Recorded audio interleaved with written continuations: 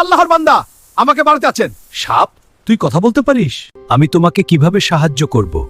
তুমি তো আমাকে ক্ষতিও করতে পারো। আপনি আমাকে আপনার পেটে লুকিয়ে রাখুন, আমি কোনো ক্ষতি করব না। আল্লাহর উপর ভরসা করে তিনি সাপটিকে নিজের পেটে আশ্রয় দিলেন। কিছুক্ষণ পর বিপদ কেটে গেল। এবার বের হয়ে যাও। না, এখন আমি তোমার হৃদয় দংশন করব। যেন উপকারের বদলে বিশ্বাসঘাতকতা। আমাকে একটু সময় দাও, আমি 2 রাকাত নামাজ পড়ে নেই।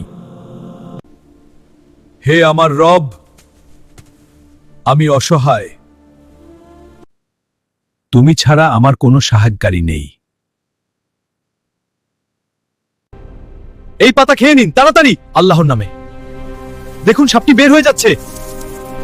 আসসালামু আলাইকুম প্রিয় ভাই ও বোনেরা, এই কাহিনী আমাদেরকে শিক্ষা দেয় শুধু আল্লাহর উপরেই ভরসা করো।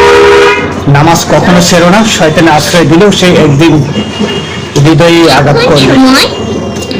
আল্লাহ তাআলা বলেন যে আল্লাহর উপর ভরসা করে তিনি তার জন্যই যথেষ্ট।